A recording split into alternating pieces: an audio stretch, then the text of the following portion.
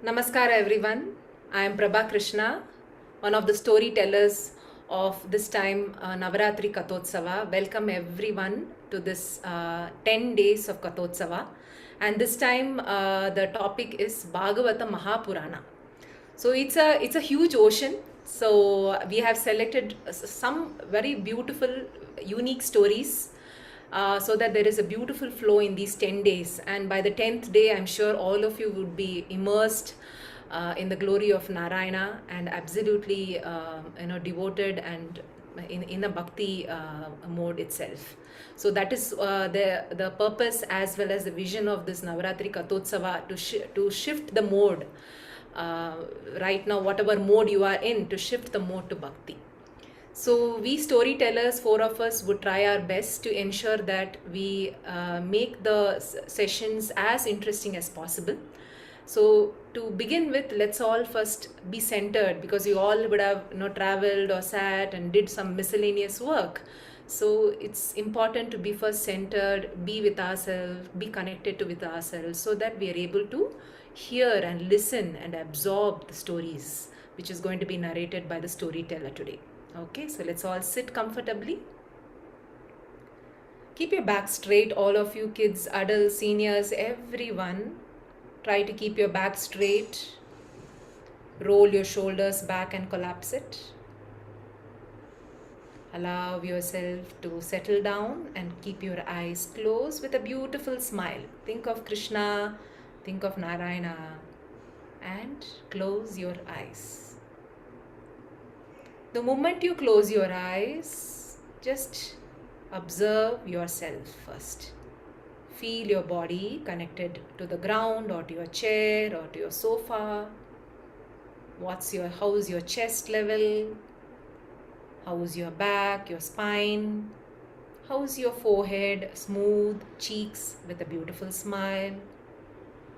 And your nostrils. Keep your eyes closed and observe the breath.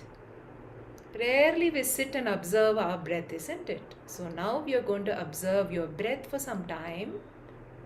It's very interesting how the breath is moving in and out through the nostrils. And observe for some time.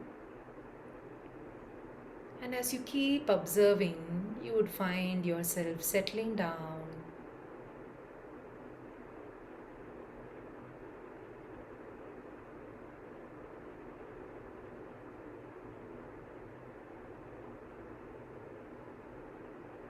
And now join your palms in front of the chest, Namaskara Mudra. Feel the connection of the palms. With absolute devotion and reverence, let's chant 3 Oms. Inhale.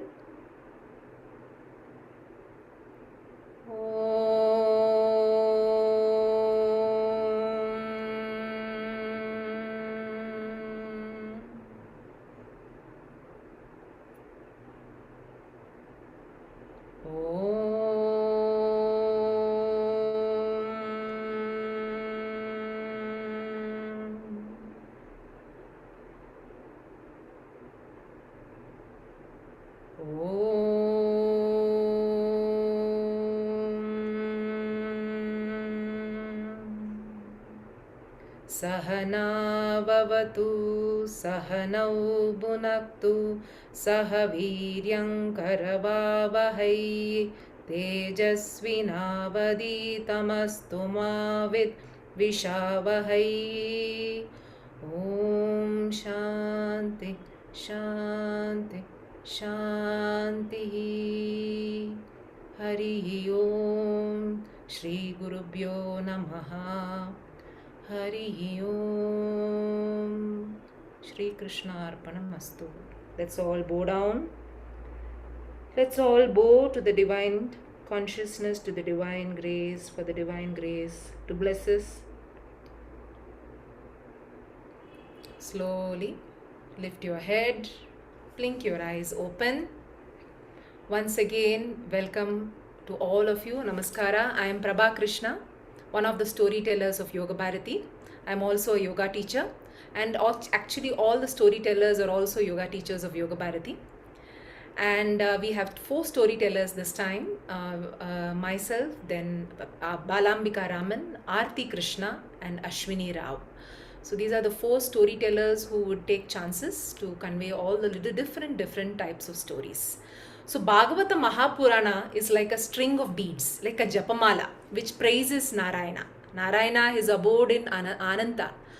Ananta, the Purusha, the life giver to this entire universe. It's all about the glory of Narayana to drive home to the world of men several lessons. And by listening to these stories, devotion gets sprouted within us and mind gets purified. And that is the intention of this 10 days of Kathotsava. The great Bhagavata Mahapurana is composed by the seer Veda Vyasa. This katha was orally narrated by Shukadeva Maharishi to Raja Parikshit, and you would get to know all these stories. So I am just giving you a small introduction. So Bhagavata tells you the story of Narayana and all the many avatars he took to establish dharma on the earth. Listening to the praises of Narayana, man is able to cross the ocean of despair and to reach the shore easily, safely, easily, everything, right? By listening to the stories, it will help not only to the person who narrates these stories, that is not only, I am sure all the storytellers here who have been studying this Bhagavata Mahapurana all these days, there has been immense learning and self-introspection and contemplation happening for them. And I'm sure those who listen to these stories, whether you are kids or adults, it is going to be beautifully transforming. So please do listen to all the stories with a lot of absorption. Try to understand what's happening. Maybe buy a book so that it enhances your learning. So many questions which might come across to all of us, isn't it? So who has written this? Why did he write? Did he directly start writing Bhagavata? Why did he write Bhagavata when Mahabharata, the beautiful poem, was already written? Bhagavad Gita was already inside the Mahabharata. Ramayana was also written. So what is the purpose of this Bhagavata? What was the inspiration for the seer Veda Vyasa for writing this? Because Veda Vyasa has already composed the poem Mahabharata, then edited the Vedas. He has divided them into 4 parts. So what was the inspiration for Veda Vyasa to compose Bhagavata now?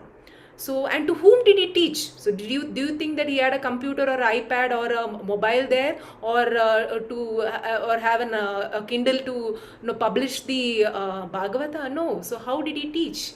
So to whom did he teach this great Bhagavata Purana here? So these all are going to be answered. You will all understand today. So the importance of Bhagavata Mahapurana. And can you imagine how did Vyasa Rishi had the power to see what all happened? He had this Divya Takshu. That is, he could see the feelings and the emotions of every person. And he saw also the beginning of creation, the birth of the worlds, the Vibhuti of the Narayana, and all the happenings which had happened during all the kalpas. So many kalpas has happened. So what all has happened from there, he could visualize it. He could really, he could just close his eyes and go into a kind of a meditative state and could see all these things happening, and that's how he wrote, right? So this greatness of Bhagavata Saptaha, which is going to be covered today, the mahatmiyam of Bhagavata itself is going to be covered today, and this is actually found in Padma Purana. It extols the glory of Narayana. And today we shall see the Bhagavata Mahatmya with all these interesting short stories there and the greatness of listening to Bhagavata Katha. So over to the narrator, the storyteller today, Balambika Raman, to start the story session. So wish you everyone a very beautiful learning experience. Thank you so much. Thank you, Prabha. Can you all hear me clearly? Yes. Okay, yes. Yes, that was a beautiful introduction. So let us start invoking Narayana, his presence. Satchidanandarupaya Vishwopadhyaya Hetave Tapatraya Vinashaya Krishnaya Vayam Numaha Narayanam Namaskritya Naram Chaiva Narottamam Devim Saraswatim Vyasam Tato Jayamudirai Tato Jayamudirai. Yes. We started with Satchidananda Rupa, right? So, what is Sat? True. Chit, the consciousness, that life which is there everywhere. Ananda, all of you know, right? Bliss, peace. It's not just happiness, we call it bliss and peace, okay? Which is infinite for a long time, not like short happiness.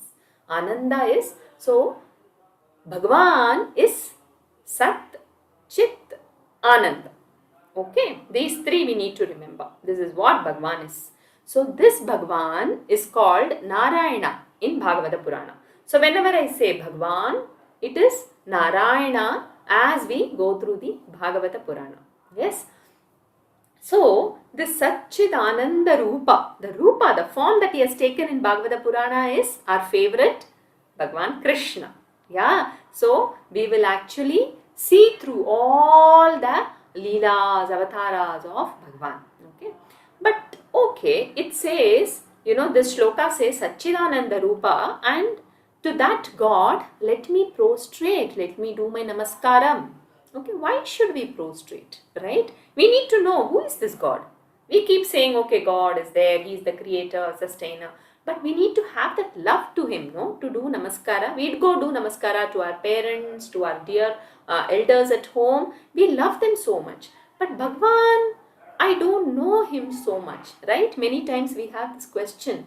That is why this Bhagavata Purana is there, which is going to give all of us the glories of Bhagwan. Who is this Narayana?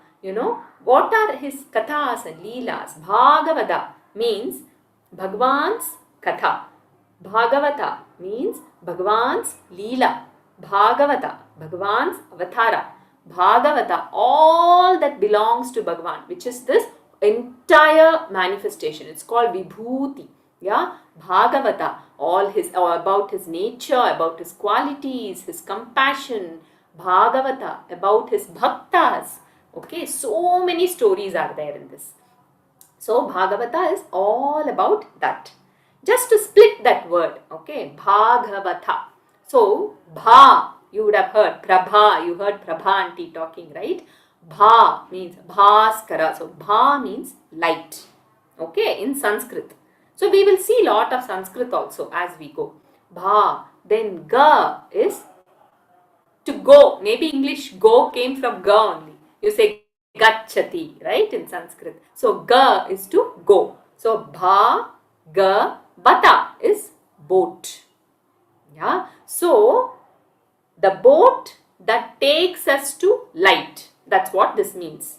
What does light mean? Light is nothing but that is illumining everywhere, right? When light is there, it is everywhere. So light here refers to Bhagwan. So Bhagavata is a boat that is going to carry us. As we listen to the katha of Bhagavata, it is going to carry, this boat is going to carry us closer to Bhagwan. Okay, that is how we are going to experience Bhagavata. Okay, and it is said that this Bhagavata is through and through. It says, Pibata. Pibata means drink. Pibata Bhagavata Rasam Alayam, which means take the essence of Bhagavata, which is not somewhere. It is through and through. Okay. So just like a mango fruit. If you start eating mango fruit, can you say, okay, the taste is only in this part. This taste is not here in this part. Right? The ripe mango. I'm talking about a very nice country ripe mango, which is juicy. So Bhagavata, it is like that. As we listen to the stories, it becomes like that ripe mango. Through and through, we get immersed in all the Narayana leelas and avataras and the bhakta stories, everything. Okay. So I told you it is a very sweet fruit. You must be wondering, why is it sweet? Okay. What makes it sweet? It makes Bhagavata very sweet because who is the director? Like a movie, if you see, the whole director of Bhagavata itself is Bhagavan Narayan. The Supreme Satchidananda is the director. Yeah, it is produced by, we will hear Narayana, Narayana all the time. Who is that? Rishi Narada. Yeah, Narada Muni. And written, camera, screenplay, story, everything was done by Vyasa. Oh, what great people, right? And most importantly, actors. When we watch the movie, we first ask who is the hero, right? So who is the hero of Bhagavata Purana? Narayana in the form of Bhagavan Krishna. So how can it be not sweet, right? Bhagavan Krishna, you just hear, just think of his form, there is a smile in all our faces, right? So he is Madhuram, Adharam Madhuram we say. So Bhagavan Krishna is the main hero, and of course there are lot of other characters you will get introduced to, Shuka Brahman, Parikshit, Prahalada, Dhruva, Ajamila, so many characters, lots are there. Okay, we will see them every day. And most importantly, coming to all of us, audience. Okay, if the Bhagavata Katha has to be very sweet, the audience need to have a relatively calm mind. We all did that initial prayers, all these are very important. Okay, so that we kind of settle down. We run, come back, and then you can't. And attentive listening. Yeah, sometimes we may not understand. Oh, too many things are going on, but just listen. Keep listening, and then you will actually start drinking the nectar of Bhagavata. Okay, so attentive listening, and of course, the topmost for all of us when we are listening to the katha is love for Bhagavan. Yeah. So even little bit, I am sure all of us have little bit of love for Bhagavan. That's why we have come to this Kathotsava in the first place. Okay. So this love, after 10 days, you see, it would have like strengthened so much. Okay. That is the glory of listening to Bhagavata Katha. So that is the audience, like about all of us. Okay. Now, just like we are talking about the greatness of Bhagavata, we know only so much, limited intellect people, we don't know so much. Those many years back, rishis were talking about it. They were thinking, oh, what is this glory of Bhagavata? That is called mahatmiyam. Okay, so what is so great about Bhagavata Purana? Bhagavata Purana is known as the king of Puranas. Okay, there are many Puranas. Bhagavata Purana is known as the king of Puranas. What is so great about it? That is those rishis also started wondering. And then for people like us, okay, they wrote like what auntie told in Padma Purana. Okay, so this Bhagavata Mahatmya, let us get into it. The story now. Okay, everything is given as a story. Okay, so the scene starts in a place called Naimisharanya. I suggest all of you have a notebook with you, okay, and kind of write down new terms that you hear, the places, the characters, just write the names, that is enough, and then listen to the katha.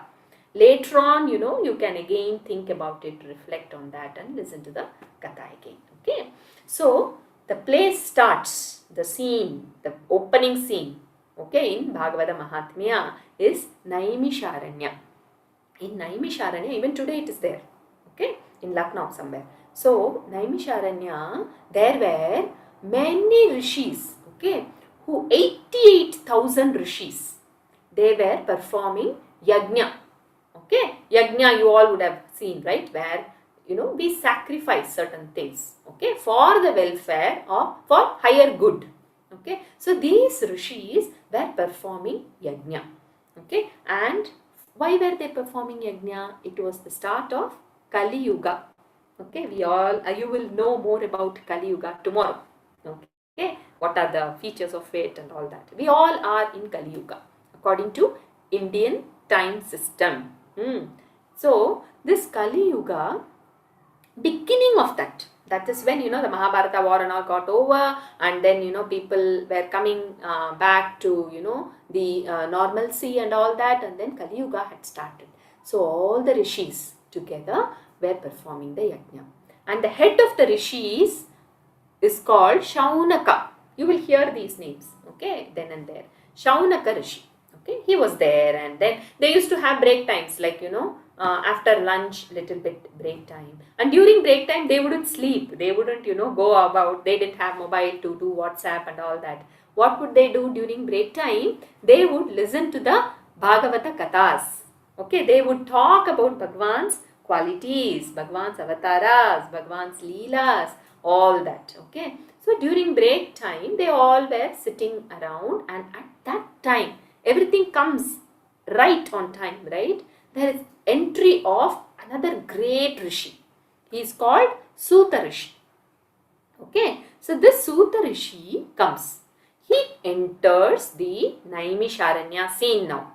He is a great Rishi, so all the other Rishis come and do namaskara to Suta Rishi. They welcome him, they give him a seat, they clean his feet and all that, and then they say, wow, this whole place is blessed because of your presence. Then Suta Rishi sits comfortably, then they make him very comfortable, and then Shaunaka was the leader, right? I told you, of all the rishis. He's the head.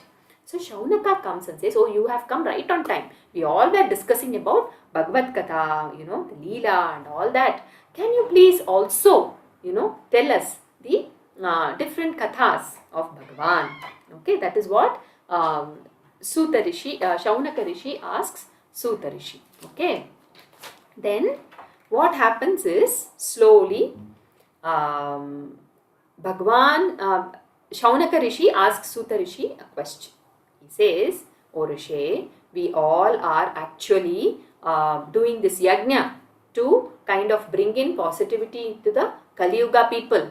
But this, you have to tell us, people with limited intelligence, okay, they have very less lifespan, they have very less memory, okay, all the people in Kali Yuga, these are kind of the basic characters. Okay, we can relate to less memory, right? Even to remember, say, 15 into 6, I have to really think.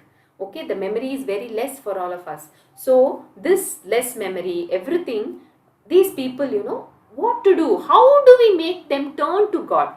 Okay, they are so distracted. They don't seem to be bothered about the basic truths of life. They don't seem to know about anything. So please let us know. Yeah, who is asking? Shaunaka Rishi is asking to Suta Rishi. Then Suta Rishi says, wow, this is a fantastic question that you have asked. Why is it fantastic? Because you are asking this question for the welfare of everybody, not just for you. You are not asking a very question which will just benefit you. You are asking a question answering which this whole world is going to benefit. Then Suta Rishi says, let me tell you, what? Being born as a human itself is very rare. Okay, and being born as a human is very rare. Being born with good, physical body which can function very well is even more rare. Yeah, and then even more rare is to have a good buddhi, intellect, and also listen to the katha. Okay, here I would like to quote the Saint Avaya. She has written a beautiful Tamil poem, okay, which talks about how rare it is to being born as a human. She is talking to Muruga, to Subramanya, Lord Subramanya, and she says, Ariyadu Ketkin Vari Vadivelo, which means she is calling him, oh Vadivela, are you asking what is rare? Let me tell you. Aridu, manidar adal aridu. Okay, it is very rare to be born as a human being. Manidar ayinum, koon, kurudu, sevudu, pedu, neengi pirattal aridu. Which means even if I am born as a human being, to be without any physical disabilities is rare, even rare. Yes. Pedu neengi pirattal aridu. Yeah, pedu neengi piranda kalayum, jnanamum, kalviyum, nayattal aridu. Which means even if I am born with good physical body functioning well, to get the right knowledge, yes, and to get good education, that is even more rare. Jnanamum, kalviyum, nayanda kalayum, danamum, tavamum, taan seidalaridu. Okay, this is Tamil. I think there would be few Tamil people who might enjoy. So I want to give the original version. Okay. So what does it say? It says, even though we have good in the right intellect, the right knowledge and all that, to live for others, to give, to live a life of giving. Yeah, danamum, tavamum, the one who can do the tapasya, okay, a continued effort towards a noble cause. All these things, a man, when he does, it is even more rare. Okay, so Danamum tavamum tan seivarayinin.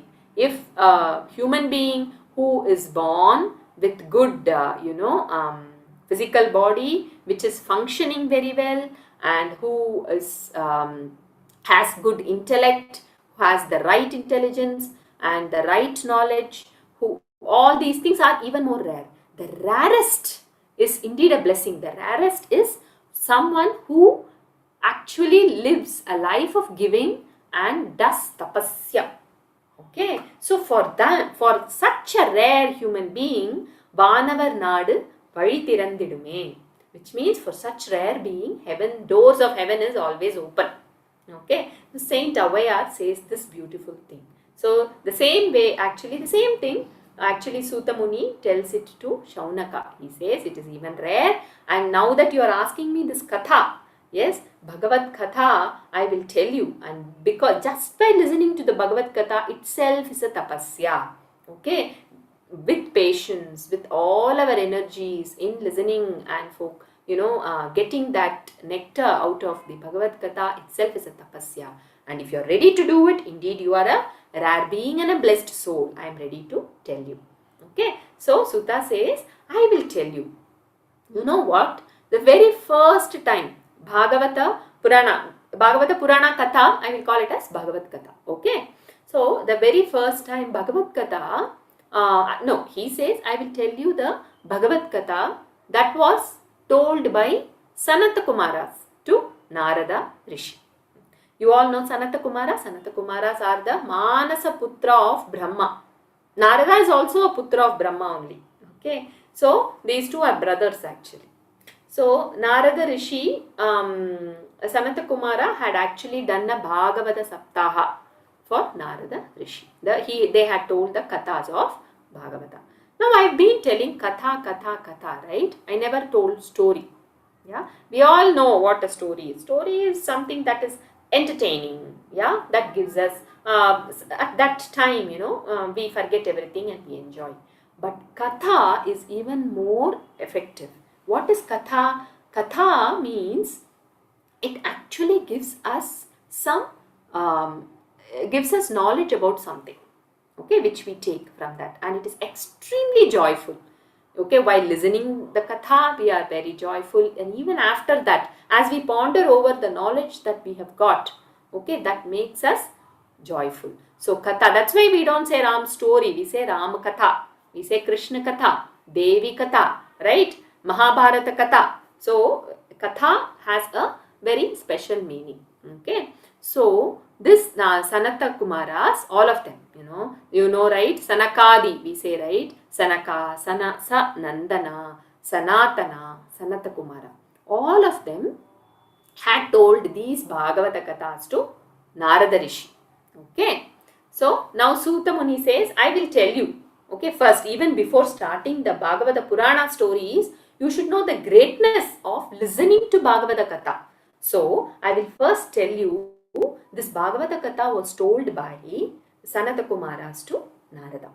Okay, so we will go to that story now. Now the scene changes. Okay, so Narada, who is entering, Narada, Devarishi Narada is entering, Narayana, and he comes. As he is coming, he feels very, his mind is a little disturbed. Okay, he is not able to pull himself together. And his brothers, all these, Sanat Kumaras, they all come and ask, oh, what happened, Narada? Why are you so disturbed? You know what happened? Narada says, I was traveling in this Bharatakanda. What is Bharatakanda? Country. Here, I was in Vrindavan. Okay, and in Vrindavan, something very strange I witnessed. Then Sanata Kumara said, is it? What is that? Then Narada says, there was a lady sitting, that lady was quite young, okay, but she didn't look very happy. Okay, she was okay and she looked very tired. And next to that lady, there were two, I think they were her children. Okay, first I thought they were her children, but it was very strange. Both of them looked very old.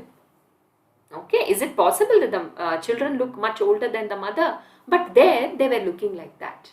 So Narada said, I saw this, and then I went closer to her to find out who she is. The moment that lady saw me, the lady stood up and she smiled. She said, "Oh, I am actually getting all the strength by just looking at you. Narada, you are here." Then Narada said, "Oh, is it?" Narada was happy. Okay, because of my presence, someone is becoming happy. Narada said, "Yes, lady, who are you? Why are you like this? And who are these two? They look like your children, but they look much older than you." Then she says, "Oh, Narada, I am Bhakti Mata." You remember what time this is? Beginning of Kali Yuga. Okay, so that you have it in mind. So she says, "Narada, I am Bhakti Mata." And then Narada is shocked. Really? Then Bhakti says, "How come you have not recognized me? If you don't recognize me, nobody can recognize me. Because Narada is the greatest Bhakta, isn't it?" Then Narada was thinking, "Oh my God, correct. How come I did not recognize you? And who are these two?" Then Bhakti Mata says, "They are my children, Jnana, Vairagya." Jnana, knowledge. Vairagya, dispassion. Okay. Not much of attachment to the worldly things is Vairagya. No attachment to the worldly things is Vairagya. So, Jnana and Vairagya. Then Narada was shocked. He looked, then, "How come you are like this?" "Oh, Bhakti Mata," asks Narada.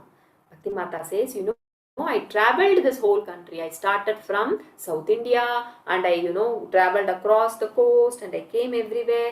Nobody seemed to pay attention to me at all. Everybody is just running in their own lives, They just want to achieve something. Few people want to get more money.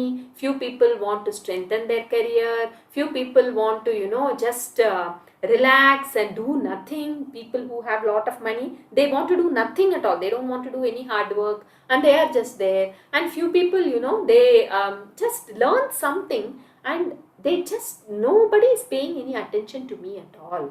That is what Bhakti Mata says. Then Bhakti Mata says, "I got very weak. So I ran to Vrindavan, thinking at least in Vrindavan, that's the place where Bhagavan Krishna had lived, right? In his mortal body." So she says, "At least in Vrindavan, I thought I will get some, nourishment. But even here, the bhakti that they do has no jnana, no vairagya. People are going to temples. People are doing, all the puja. For what? They all want money. They want good job. They want big house. They want a car which is costly than other. All these things. They are not bothered about God at all. If there is no God, how will bhakti be there? There is no bhakti. People are thinking about themselves. Nobody is thinking about Bhagavan."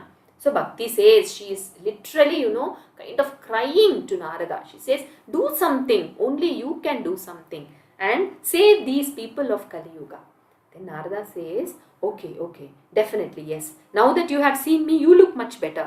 Let me try and wake up these two, children of yours. So Narada starts, telling all the Vedanta, Jnana, Vairagya, right? Jnana is all about knowledge. Vairagya is about dispassion and all that, no? So he talks all Mahabharata, Vedanta, whatever Narada has learned. He is a bandar of all right knowledge. So he gives everything.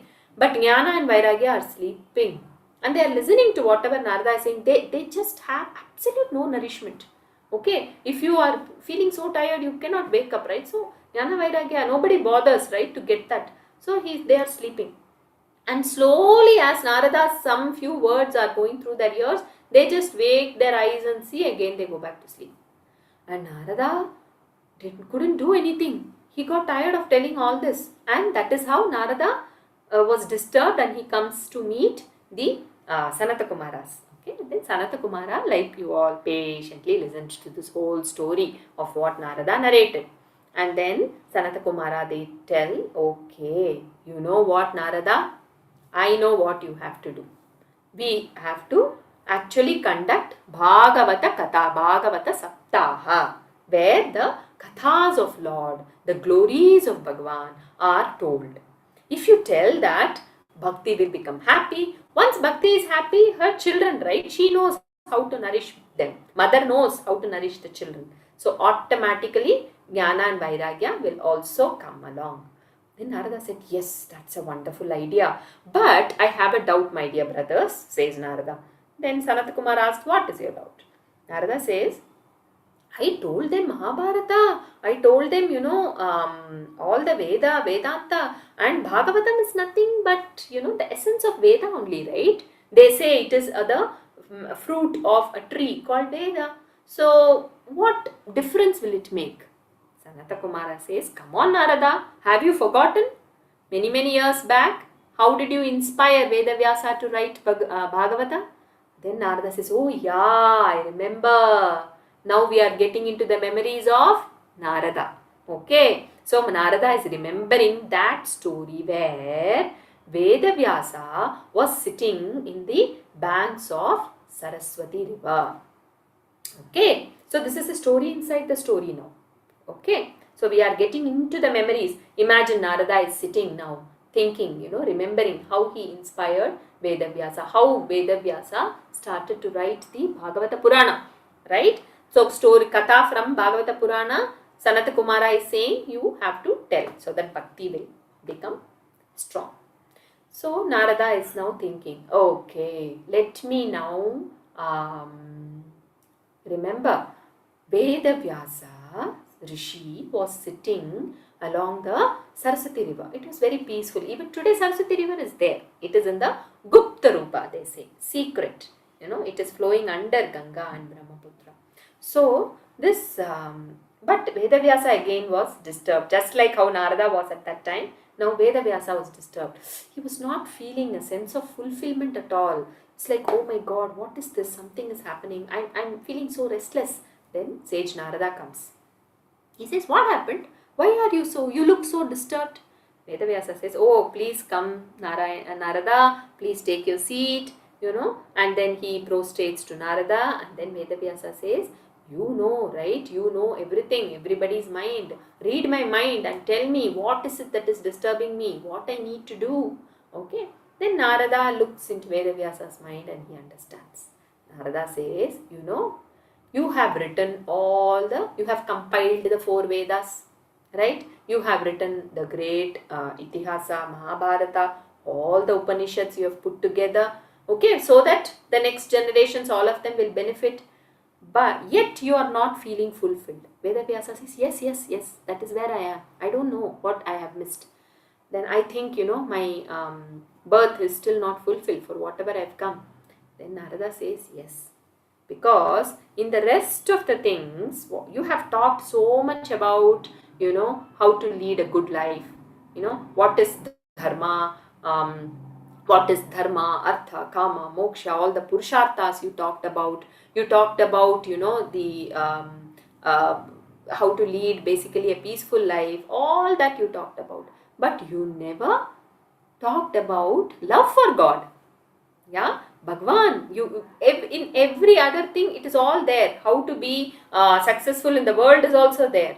But where is Bhagwan? Vedavyasa said, come on, Mahabharata, Krishna is there. No, I have talked. He said, yeah, Krishna is there, but Bhishma is also there, Karna is there, Pandavas are there, Vidura is there, so many people, Kunti Mata, everyone is a hero and heroine in Mahabharata, and you went off to Dharma. You started for something and you talked about Dharma.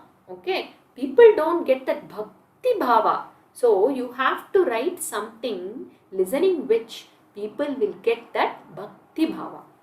Then Vedavyasa understood the point. He said, oh, Rishi Narade, you have really, lit that lamp of knowledge in my mind. This is what is called lighting the lamp of knowledge. So he said, you have lit the lamp of knowledge in my mind. Yes. So now you please guide me. How do I write this Bhagavata Purana? Then Vedavyasa says, come on now. You are the Kala Avatara of Bhagwan himself. You are Narayana himself. Why should I tell you? You know it. You connect to Bhagwan and then Bhagwan will flow through you. Then Narada leaves that place. Then Vedavyasa sits, reclining in meditative posture in the banks of Saraswati. Yeah, as he is sitting in the meditative posture with his closed eyes, he is able to see the form of Narayana, sitting on the Adisesha, on the Milky Ocean, and then slowly his manifestations, Brahma coming out and the whole of the creation, the Vibhuti of Narayana. everything, and how he maintains, protects the whole of his creation, how he takes back what he has created, everything Vedavyasa sees. And as he sees, so this is the vision given by Bhagavan himself to Vedavyasa, right? So as he sees, he notes it down. That is how Bhagavata Purana came into picture. So it has to be sweet, right? We saw about the actors and all that. Now we are seeing how it is written. What a great way of writing it. So as Narayana gave the vision, Vedavyasa writes it. This is how Bhagavad. Now, who was thinking about all this? It was Sage Narada, right? So Sage Narada was now, he also kind of, he comes back, and then Vedavyasa writes this beautiful Bhagavata Purana. So Sage Narada again now asks Sanata Kumara, okay, now that you are telling, Bhagavata Purana was in fact written to bring that Bhakti Bhava in everybody. Yes, I know, I understand. And now you are telling that we will do Bhagavata saptaha, right? To nourish the Bhakti Mata and all that. Has anybody done this kind of saptaha before? Has anybody narrated the Bhagavata katha before? Asks Narada to Sanata Kumara. Then Sanata Kumara says, yes, I will tell you that story also. Okay, I will tell you the katha of Gokarna. He was the one who did the Bhagavata saptaha, says Sanata Kumara. Then Narada is like, yes, come on, let me see. How was it? How was the experience of that? So Sanata Kumara start narrating the story of Gokarna, saying, giving the Bhagavata saptaha. So Sanata Kumara says, in the banks of Tungabhadra, Tungabhadra you would have heard, right? The river, there lived a couple, okay, Atmadeva and Dunduli, okay. So Dundukari, she is called Dundukari. Okay, the names are very different. Okay, it has some meaning. You will have to Google and find. You should ask someone who knows Sanskrit. They will give a wonderful meaning behind all that.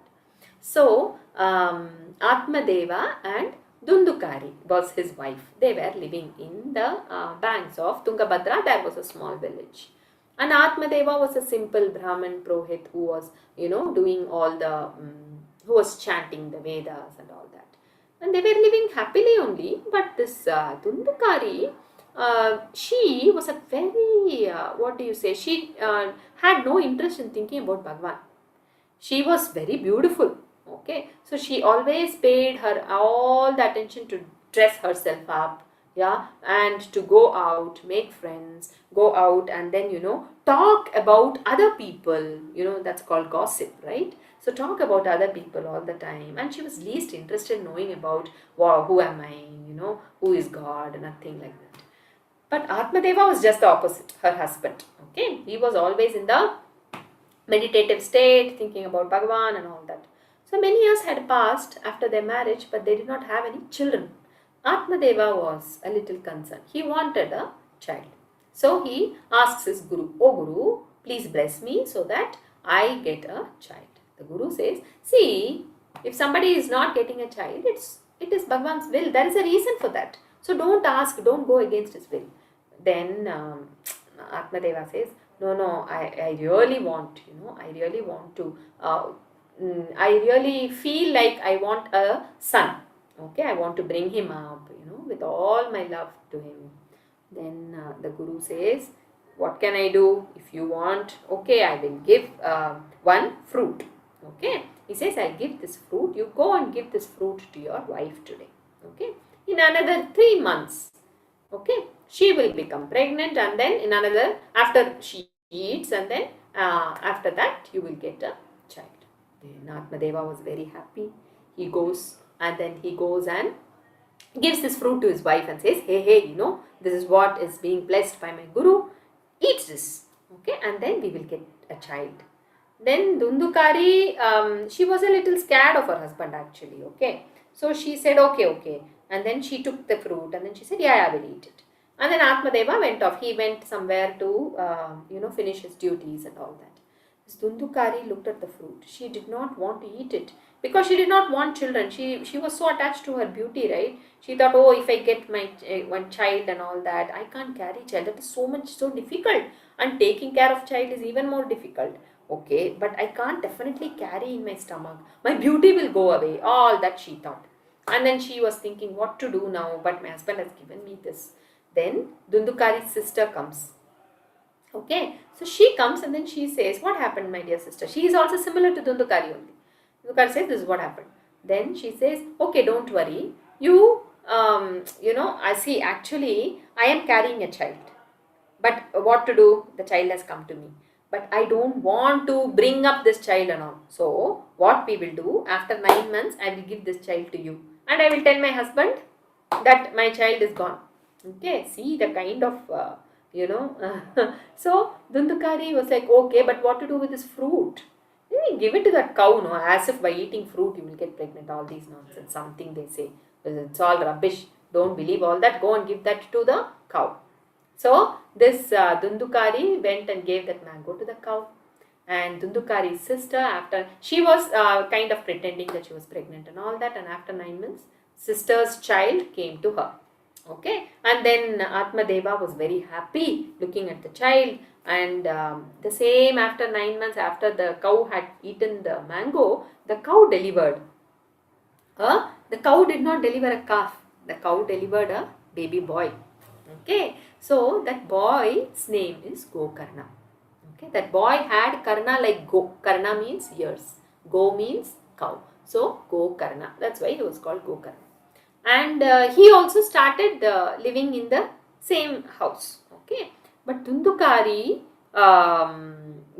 was bringing up her sister's son. Okay, he was named Dunduli. Okay, so this son, as it is, came from his sister. Sister also did not have any good thoughts, right? So this son also grew up to not having any sort of respect for his parents, no respect for elders, no respect for life, nothing. He was such a, what do you call spoiled brat, right? Whatever. He was like that. And he did not respect his father. His father was such a learned man, right? Now Atmadeva was feeling very sorrowful. Why? Because I prayed to have a son, and look at this. Maybe that is why Bhagavan did not give me a son initially only. And he was feeling very sad, and then he developed vairagya. He was like, I don't want to suffer with this son anymore. And he leaves and he goes to the forest. And Dundukari and Dunduli. Dundukari is now suffering with Dunduli. She is like, oh my God, the son is really, the son, what he does, he starts grabbing all money from his mother. Okay, he doesn't work, he doesn't do anything. So whatever jewels Dundukari had, she had to give to the son. Then one fine day, what happened? Dundukari also got completely dejected. She didn't know what to do. She just went and jumped into the well. Very sad, no? So this Dunduli had nobody to take care, right? So after some time, what happened? He got some disease and he also died. So all these happened, but Gokarna had gone somewhere, for Tirtha Yatra, we say. He had gone on a pilgrimage. And he comes back to see that Atmadeva had gone to the forest. Dundukari and Dunduli are not there. He feels very sad. So he goes to Kashi, Gaya and all that, and he does all the Pitrukarmas, all that for Dunduli and Dundukari. And then he comes back to his house, and one day he was meditating, sitting and doing some pravachana to everybody, and he hears some strange noise. And he tries to ignore it, and then he keeps telling all whatever, pravachana to others. Still he hears that strange noise. Then he understood this is something, not this made of this panchabhuta, something beyond, something is there. So he takes water from his kamandal and he puts that water in a place where that noise comes from. And he sees the ghost of Dunduli. Okay, the boy. Ghost is called Preta. Okay. And Preta, they feel very hungry also. And this Dunduli, because he had died even before, all his desires were fulfilled, and he had lived such a wasteful life, right? So he was actually suffering. He did not get the next birth. He was there. And this Gokarna looked at him and asked, "Oh, my dear brother, what happened? I had gone to Kashi, Gaya, and did all the karma for you, and still you have not got another birth. You're still here." Then he says, "Yes, you have to relieve me from this. Please, something you need to do." So Gokarna doesn't know what to do. He closed his eyes. Whenever we are in a fix, when we don't know what to do, what do? We turn to Bhagwan, right? It is good if we are with Bhagwan all the time. But definitely when there are problems, we turn to him. So Gokarna closes his eyes and turns to Bhagwan and asks, "What do I do? My brother is suffering as a preta, as a ghost, hanging in that, tree and all that." Then Bhagwan Suryadev, he says, "You conduct Bhagavata saptaha." Yeah, if you conduct Bhagavata saptaha, that is, tell the stories of Bhagavan from Bhagavata Purana for 7 days, he will get released from this stage. Then Gokarna, with all devotion, he conducts the Bhagavata saptaha for 7 days. Then what happens? The 7th day, the chariot, the Narayana comes in Garuda and takes Dunduli with him. Yeah. But the rest of the people who were listening to Bhagavata Katha, nothing happened. And then they all asked, "What is this Gokarna? That sinner who lived a wasteful life, Narayana took him away after the Bhagavata Katha. But we all are listening. We are not living such a wasteful life. But he did not take us." Then Gokarna says, he did, he did live a life of waste, complete, nothing at all. But the last minute when he was listening to the Katha, he was totally absorbed in Bhagwan. Okay, and he wanted to get relieved of that pain. And he always was thinking about Bhagwan only. So when his absorption was there, we are with Bhagwan. So that is how it has to be done. So then they say, okay, do one more time. So all the village people request, and Gokarna again does the Bhagavata Saptaha, 7 days of Bhagavad Katha. And after that, all of them got so immersed and absorbed in Narayana Bhakti that Narayana comes in Garuda Vahana and takes the whole village along with Gokarna. Yeah, so this is the greatness of just listening to Bhagavad Katha. This is how Sanata Kumara say to Narad Rishi. Now Narad Rishi is like, "Yes, so let us now prepare the Bhagavata Saptaha now. Yes, we have to do it." Then Narada says, "Actually, where do we do it?" So both of them go to the along the banks of river Ganga. Okay, Narada Maharishi and Sanata Kumara, they all go, and then they start making arrangements for the Bhagavata Saptaha. So who are going to tell the Bhagavad Katha? Sanata Kumaras are going to tell the Bhagavad Katha. And they start. Okay, they are, Sanata Kumaras, the sons of Brahma, right? So Brahma will be there. Yes. So you should look at the audience here. It is so amazing actually. The Sanata Kumara, they start with how we all started. Satchidananda Rupaya. He says he is the Satchit Ananda Rupa. And then they talk about Narayana and Krishna, and they talk about the Dhruva, and then they come to Prahlad, the Bhakti of Prahlad, and the Narayana in the form of Narasimha with the Ugram, that Ugra Narasimha who is destroying Hiranyakashipu, all that, and everyone is so immersed in the Bhagavad Gita told by Sanata Kumara. As it was happening, suddenly everyone felt a peace within each one of them. The audience, everybody felt so peaceful, so blissful. You know what? Who enters here? Okay, Sukha Brahman, the Sukha Muni. He enters. As soon as Sukha Muni enters the place where Sanata Kumara are conducting Bhagavata Katha, the whole place is filled with peace and bliss. And they all sit. And to everyone's surprise, Bhakti Mata comes there. Okay, Bhakti Mata comes with her sons Jnana and Vairagya. Actually, just by listening to the Bhagavad Gita from far, okay, from Vrindavan, she has now come to Ganga. Okay, and these two Jnana Vairagya were actually able to stand up and walk. Okay, because Sanat Kumara are narrating Bhagavad Katha, right? So all the three of them, they come, and as Bhakti enters, okay, he is talking about Sanata Kumara, right? They are talking about the great Bhakti of Ajamila. Okay, how Narayana comes and takes Ajamila, all that stories are being told in full involvement by Sanata Kumaras. And Bhakti just enters and she becomes ecstatic. Okay, as Bhakti enters, Jnana and Vairagya, they start jumping because mother is so happy. These two are also jumping in joy. Yeah, and slowly, in this whole scene, who is doing the kartal? Prahlada himself. He is doing like, Om Vishnave Namah, Vishnave Namah, Vishnave Namah, Vishnave Namah. He is doing the kartal. And Arjuna himself is singing in different ragas. Okay, and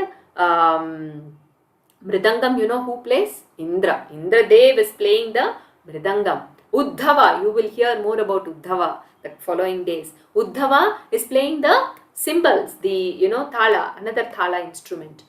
All of them are there and the whole atmosphere is so electrifying. And Bhakti is completely nourished. She is become such a young, beautiful lady. Okay, and she starts singing. What does she sing? Radhe, Radhe, Radhe, Radhe, Radhe, Govinda, Vrindavana Chanda, Anatanata Dina Bandho, Radhe, Govinda. Bhakti is so happy and singing, and then she pulls her child, Jnana. Jnana also gets up and he's so happy. He's now young. Jnana has become young and Jnana is full of, joy, and Jnana also starts, Om Namo Narayana, Om Namo Narayana. Jnana is singing. Then Jnana is pulling Vairagya, his brother. He says, come, come, come, let us all sing. In the saptaha, Sanata Kumara is continuing to tell the Bhagavad Gita. And Vairagya is also along with Jnana. And both of them are singing Om Namo Narayana, Om Namo Narayana, Keshava Hari, Hari, Hari Keshava, Vithala Hari, Hari, Hari Vithala, Om Namo Narayana. They all are singing, and it is so, the whole place is filled with Bhakti, Jnana and Vairagya, right? In that place, they all are singing now. Narayana, Narayana, Jai Jai Govinda Hare. Narayana, Narayana, Jai Jai Gopala Hare. All of them together. Narayana, Narayana, Jai Jai Govinda Hare. Narayana, Narayana, Jai Jai Gopala Hare. Narayana, Narayana, Jai Jai Narayana, Narayana. As they call, who is lying down in yoga nidra, listening to everything in the Milky Ocean on the Ananta, he wakes up. Narayana himself, they all are calling Narayana, Narayana, Jai Jai Narayana, Narayana. Then he wakes up and he looks, and he himself is so joyful, his heart is so melted, and he just runs where bhaktas call. Narayana is immediately there. So Narayana also comes to listen to this Sanata Kumara's Bhagavata Saptaha. Purpose of Bhagavata Saptaha is served, right? So Narayana is there. As he comes, he takes the form of Krishna, because he is the Bhagwan in the form of Krishna, right? So his form, everyone is looking, and that beautiful blue colored Krishna is coming there with the Sashanka Chakram, Sakariti Kundalam, right? Sapita Vastram, Sarasiru Kekshanam, Sahara Vakshastala Shobhi Kaustubam. So he has in his, so with that Kaustubha Mala and that peacock feather and that beautiful yellow robes and flute in his hand, he walks. And in that majestic walk, everyone is looking. And as he walks and he comes and sits under the Parijata tree. We all say, right? Chayayam Parijatasya Hema Simhasanopari. So he is sitting in that golden throne. Everyone is spellbound. Narayana is there in the form of Krishna. Next to him, who is there? Rukmini Satyabhamabhyam Saitam Krishnamashre. They all go to the ashraya, shelter of Krishna, who is with Rukmini and Satyabhama. And he has Lakshmi in his heart, right? And all the bhaktas. So Krishna is extremely happy. He's just sitting there. And all of them prostrate. And then Krishna says, oh my dear bhaktas, okay, you all are now there with this infinite bliss and happiness. Ask me any boon, I will give you.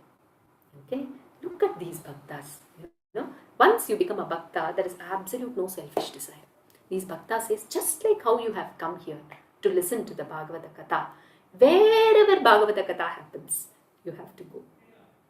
Yeah, so that is how this was the boon asked, and Krishna said, Tathastu. So wherever Bhagavata Katha happens, our dear Krishna is there with us all the time. So we have invited him, and he is going to be there throughout all 10 days for us, listening to the Bhagavata Katha, and we also immerse in his Bhakti. Yeah, so Narayana Narayana Jai Jai Govinda Hare, we are going to call him every day. Yeah, so that Bhagavan Krishna is all the time with us. So this is the greatness of just listening to Bhagavata Katha. Yeah, and then once Krishna gave the boon, Sanata Kumaras, what did they do? They completed. It is over. Bhagavata saptaha is done for that, and the purpose is done. Then they say Sarvatra Govinda Nama Sankirtanam Govinda Govinda. They say, and the saptaha was over. Narada was very happy. You remember, right? Because Bhakti Mata and Jnana Vairagya were very weak. So after this whole saptaha, they became very strong and they are completely lively. Yes. So this is the mahatmiyam of the great listening to Bhagavad Katha. So let us all listen to it from tomorrow. Okay. Let us all sit comfortably. Think of the Lord Narayana. Bring him in his heart.